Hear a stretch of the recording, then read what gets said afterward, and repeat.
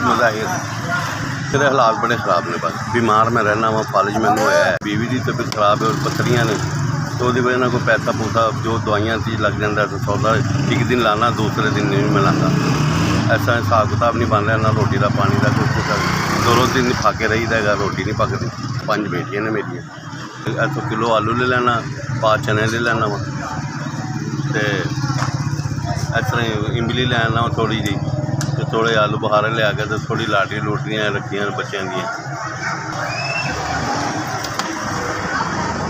इन्ना सौदा मैं बनाया है वे, तो यह मेरा है काम, यह आलू बुखारा है थोड़ा जहा रखा है मैं अपने कोल। हालात बस इस तरह के हो रहे हैं। बस है थोड़ी जी मिली गई गोला है, गोला हूँ बिल्कुल विकदा नहीं गा मेरा। मैं हूँ चिप्स का काम करना चाहना, मेरे को पैसा कोई नहीं गा, तो मैं बड़े मुश्किल ना बैठा हूँ ऐसे।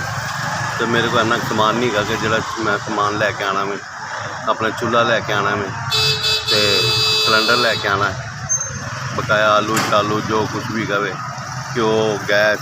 5-6 हज़ार रुपये हो तो मेरे को रोटी का सिस्टम मेरा बड़ा अच्छा चल जाएगा। मेरे को और कुछ भी नहीं गा अल्लाह के सिवा। बस फालिज मैनू होया है वे, बांह मेरी काम नहीं करती। मैं हार हुनर कारीगर हाँ लेडीज़ का, जुत्ती का काम करता सी, हत्थ मेरा सही होंदा तो मैनू कोई जरूरत ही नहीं सी चीज़ां लाने की। मैं बड़ा शुक्रमंद हाँ कि जिन्हें मेरी मदद की है, तो अल्लाह ताला तुहानू इन्नी सेहत तंदुरुस्ती अता करे।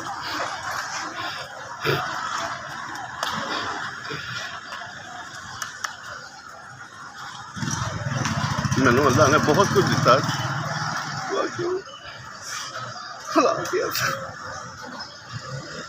अल्लाह ताला तुहानू सेहत तंदुरुस्ती अता करे। जिन्होंने मेरी मदद की, अल्लाह ताला तुहानू इन्नी तंदुरुस्ती सेहत कारोबार रिज़क देवे कि सब की मदद करते रहे। SVS बहुत शुक्रिया मंद है तुसी कि अपने मेरे तो 5000 रुपये पहुँचाया, मैं बहुत शुक्रमंद हाँ।